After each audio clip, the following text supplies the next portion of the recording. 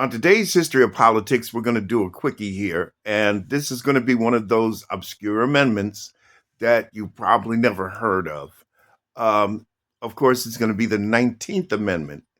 And as with most of the amendments, it's going to just cover one specific facet of the law. And in this case, that facet of the law is that basically the government shall not impede or stop somebody from voting because of their sex. And also, it finishes off by saying the Congress has the power to enforce it through legislation. Okay? So the Constitution puts it there, but only Congress can change it, not the Supreme Court, not the president, Congress. They have the power to change it or enforce it or overturn it. Now, the historical context is, although in a previous amendment that we went over this week, it allowed every American citizen the right to vote, that's true. But there was a time that women could not vote. And that time pursued actually up until around the 70s, late 60s, early 70s. Bet you didn't know that. Ask your mother or your grandmother. They'll know. There was also a time that a woman could not have a bank account unless it was with her husband. Couldn't have a credit card unless it was with her husband. There were some really shady times in the past, and it was basically designed for males, particularly white males, to dominate their household. I get it, because thanks to the decryption translation of the biblical text by King James in the 16th century, where it says that the man is the head of the household.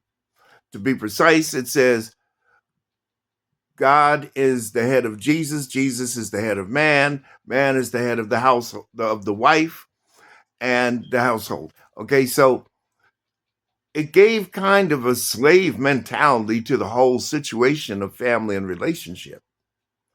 And later on, this is why divorce started to rise in this country, because of men egotistically believing that they were to rule a household as opposed to leading the household. Women were denied a lot of the rights that they currently enjoy in this country.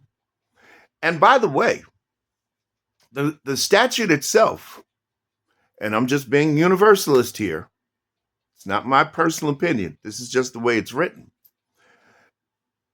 The statute, the way that it's written, says that you can't be denied the right to vote because of sex. It doesn't say because you're a woman, or because you're a man, or because you're transgender, or because you're gay. It says sex, meaning that you can't be denied if you are gay, if you are transgender, if you are a woman, or a man, or bisexual, if you want to call it that. Whatever the case may be, you can't be denied the right to vote. That's what don't take it out. Don't shoot the messenger. Don't take it out on me. The founding fathers wrote that amendment.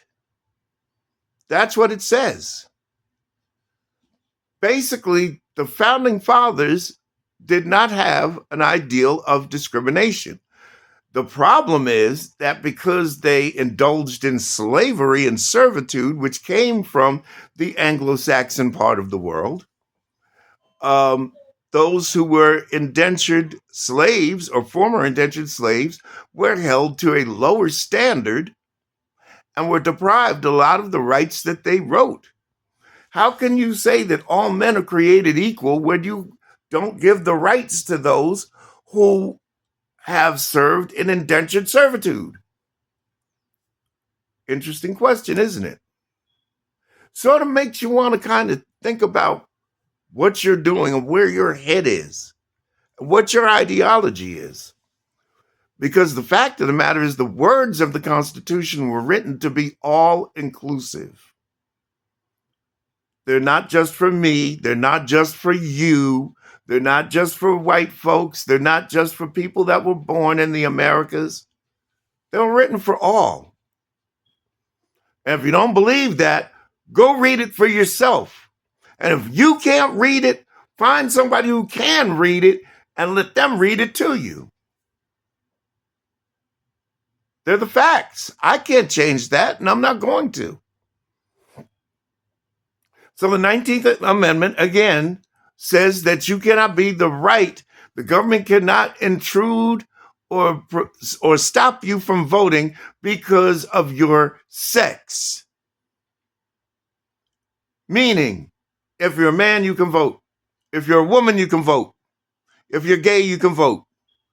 If you're transsexual or transgender, you can vote because you're still a human being.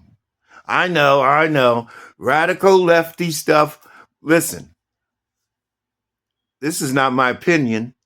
This is what the Constitution says. You got a problem with it? Go dig up the founding fathers and tell them, because they wrote it. I didn't. And if you don't like it, then you're not an American, because the Constitution is the basis of American life. Hurts, doesn't it? I know. Anyway, that's the 19th Amendment. Going to take tomorrow off. Things to do. We'll be back next week, though, with some more amendments. We've got 20 through 27 to do. So we will probably wrap this series up next weekend. We'll move into the articles and all of the other good stuff. And then we can start showing you how it applies to politicians and politics, because this is the history of politics. Like, subscribe. We'll see you on the next one.